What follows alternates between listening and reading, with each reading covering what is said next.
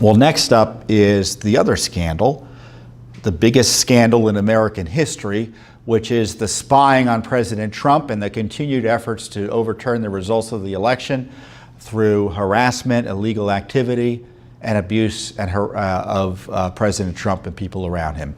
And that was the circus of the Mueller hearing this week. And I'm glad I've had a few days to think about this before I talk to you, because you watch something and you have an immediate impression, and then there's a considered impression. And sometimes your immediate impression holds up after a few days of consideration. But my impression was, and I was warning folks on this, is that it did not matter how well Mueller performed. It was part of a play. It was part of a scheme by the Democrats to bring Mueller in to trigger and to keep the momentum going on efforts to remove the president from office. Now, I know there's been debates about whether Mueller was all there or not, and whether he was competent enough even to testify, or competent in retrospect to even run an investigation. And I think those are fair questions given his demeanor. But I think you can have it both ways. I think you can suggest that he was not on top of his game mentally because of age or other impairments, but also hold him accountable because it seemed to me he knew what he was doing, because he studiously avoided testifying on the key scandal that he's involved in, or the key scandal behind the whole Trump effort, the Get Trump effort, which is the manufacturing of false allegations against then candidate Trump and continuing against then President Trump, that he was a spy and that he was a traitor. It was made up, and it was made up with the help, according to Hillary's people, with Russia intelligence sources. That's the dossier. Hillary Clinton, the Democratic National Committee, and the Obama FBI. And now, because of Judicial Watch's efforts, we know the State Department under Obama was involved in it too directly, concocted this dossier that included the help of, quote, Russia intelligence sources, saying that Trump was in some sort of conspiracy with the Russians. Treachery, they were accusing President Trump of. And it was all made up. So sure enough, Mueller was asked about it, and he said, outside my purview. I tell you what, it's in Judicial Watch's purview. And I hope it's in Attorney General Barr's purview and his colleague, Mr. Durham in Connecticut, the U.S. attorney who's looking at this. But isn't that convenient? That, to me, is a man who knows exactly what he's doing, because he is, by avoiding discussing the corrupt core of his investigation. Remember, no dossier, no Mueller special counsel, no FISA-gate warrants, no impeachment scheme against President Trump, no coup cabal. It all depended on that dossier fakery. It was used to justify spying on a presidential candidate by numerous federal agencies. It was used to justify spying on a president. And Mueller, who used this dossier, refused to talk about it. Refused to talk about its origins, its veracity, its validity.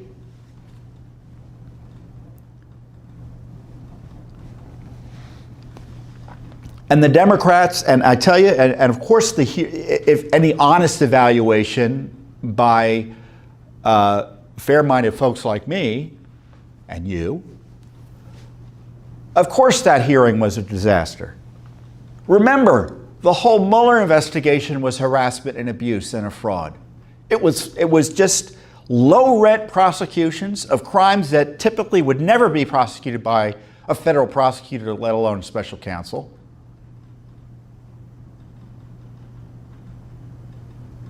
And some of the prosecutions and indictments and plea deals were corrupt. The Michael Flynn, I'm thinking Michael Flynn more specifically. Remember those raids on Roger Stone's home and Manafort's home. And then they have a 450-page document. This is the document. This is the Mueller report.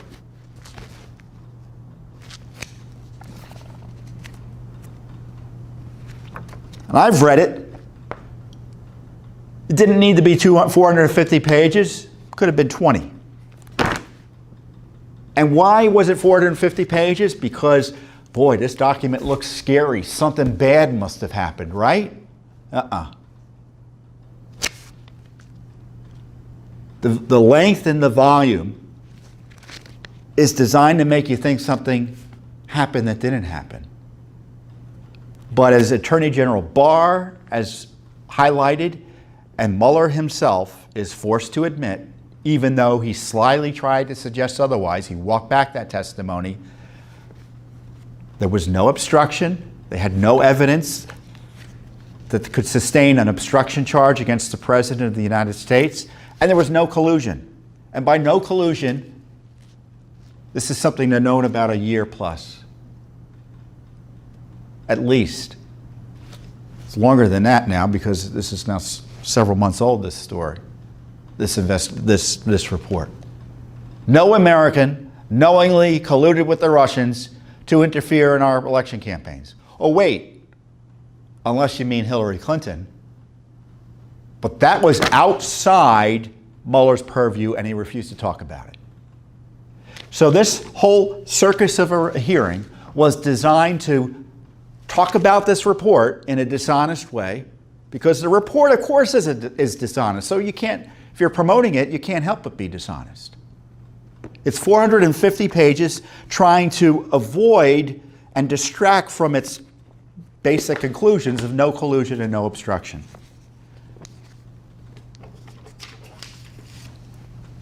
And you think, oh, this was a disaster for the Democrats and they're going to... No, no, no, no.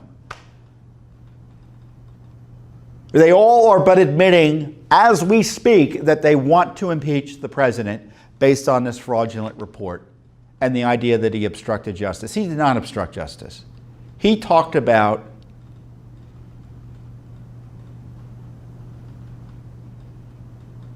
and complained about Mueller. He fired Comey. He's the President of the United States. He's allowed to talk about and fire both Mueller and Comey.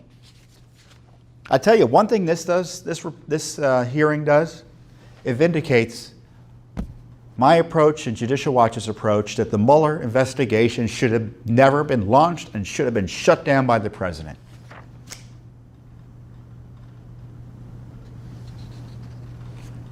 Now, it's pretty clear Mueller didn't know some of the details of the report, but, you know, that's neither here nor there. Because the whole report is abuse. His name is on it. Now we can argue whether his name should have been on it, whether Andrew Weissman should have been on it. I tell you what, Judicial Watch found something else, another Clinton connection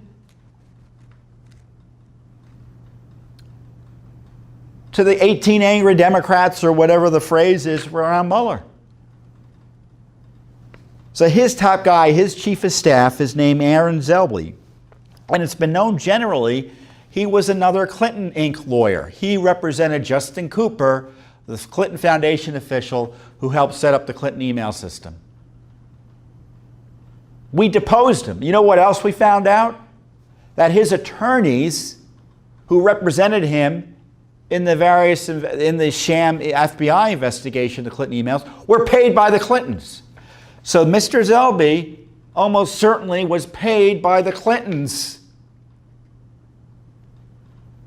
And he's sitting right next to Mueller, his right-hand guy, chief of staff, I think his title was, in the harassing investigation of Trump. And if it wasn't Mueller, who else would have been? It would have been Andrew Weissman, the top deputy, prosecutor-wise. Andrew Weissman, that Judicial Watch exposed, being tied to this anti-Trump effort by Sally Yates, the Obama holdover, Andrew Weissman sent her an email when she tried to thwart lawlessly his first travel ban in the early part of his term. She got fired for that by Trump. That was great. But he sent her an email, "I'm in awe of you." He goes to her election night party. That was raised too. And who was really running the show? Well, people say, well, who was doing hiring? Well, Andrew Weissman was, because Judicial Watch has the documents. We've got the documents.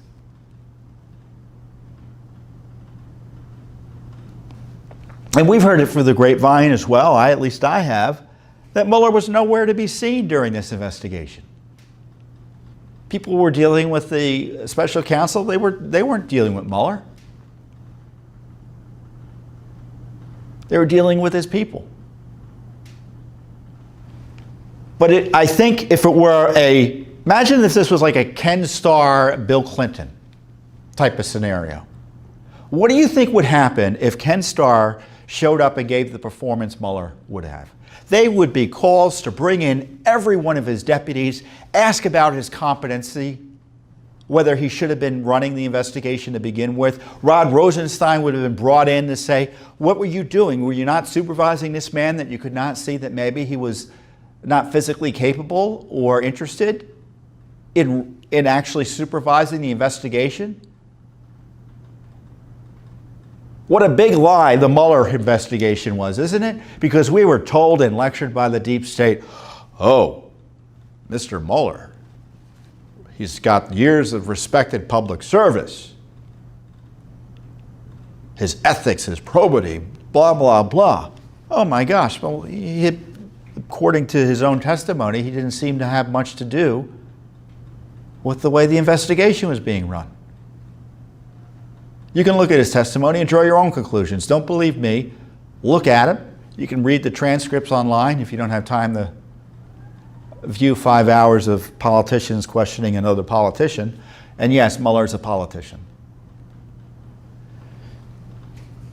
So what next? The Democrats are trying to impeach the president. They're harassing him with subpoenas. They've actually sent out more subpoenas, or are in the process of doing them. They're going to go to court to try to get these subpoenas enforced.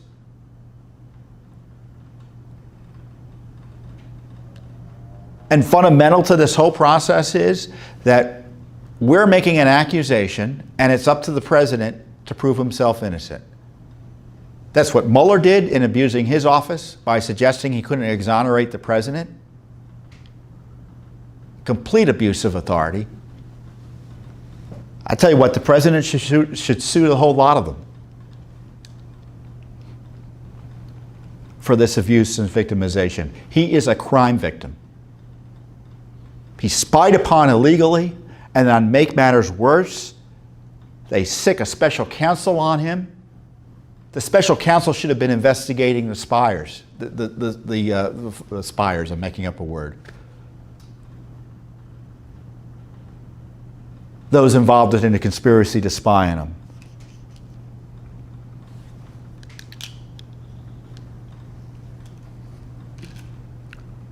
So people will forget about the hearing because the media has an interest in making you forget about it, and the Democrats are going to keep on pushing the impeachment fight. Nancy Pelosi says she's against it. I'm sure there are Democrats who don't like the idea of engaging in impeachment. But they admitted it today. They said, in effect, we've been conducting an impeachment investigation. This is an abuse of authority by the House. High crimes and misdemeanors such as bribery, treason. There's nothing that the president has done or alleged to have done that rises to that. Nothing. He did nothing wrong. Do you hear me? He did nothing wrong. There's no evidence he did nothing wrong. There's no evidence he did anything wrong. Exercising his authority as president to fire Comey, appropriate. The obstruction section of the report, and Democrats will focus on this. It's gossip. It's White House people worrying about what the president was saying and doing, even though he had the right to say and do it. and what he was saying and doing was perfectly appropriate. And you had a bunch of nervous Nellies who were working for him, who were nervous about what he was saying and doing. None of that is a crime, and none of that warrants impeachment. This is just harassment. And if Mueller had been doing his job, some of the members who were questioning him would have been questioned by Mueller about their collusion with the Russians and their collusion with the Democrats in the Democratic National Committee and the campaign to spy on President Trump illegally. We've got the documents showing the Obama administration was pushing classified information to their friends in the Democratic Party, at least in the Senate.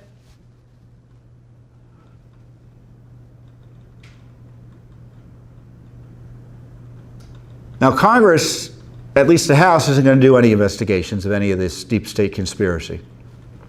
I don't know what Lindsey Graham's going to do, or any Republican senators. They really, Lindsey Graham, he hasn't really done, I think, enough, if anything, other than talk about wanting to kind of put the Mueller report behind him.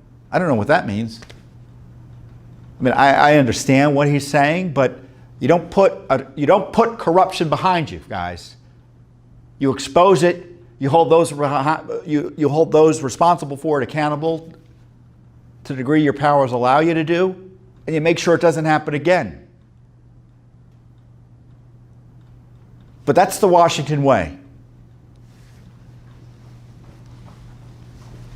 We have the left try to destroy the Senate, violently overthrow its procedures to stop Kavanaugh. Nothing's done.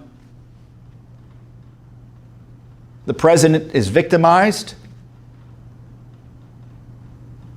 Nothing substantial has been done by Congress to vindicate him. And I hope Attorney General Barr, I'm cautiously optimistic he might do something. But as you know, we don't wait for Congress to act. We don't wait for Justice Department to act. We don't rely on the deep state controlled agencies, even if nominally they're controlled by good people like Attorney General Barr, who seems, every time he says something publicly on the issue, it's hard to disagree with him. In fact, he's shown some key leadership there. So I trust something big is going to happen. But we're not going to rely on it, and we're going to keep on doing our work. We have more documents coming out on James Comey next week. We have a court hearing next week on struck page materials. I'll talk about that with you on our next update. Judicial Watch has over 50 lawsuits on the deep state conspiracy against President Trump. And yes, we are the ones doing the oversight of the Mueller investigation. Because when you hear investigate the investigators, they don't mean investigate Mueller. We do, though. Mueller is famously saying it's not in our purview, it's not my purview to talk about this. Everything's in Judicial Watch's purview when it comes to the attack on our republic, the attack on the president. So we're going to keep on working on your behalf and with your support. Thanks for tuning in. Be sure to subscribe to our YouTube channel to catch all the latest news from Judicial Watch.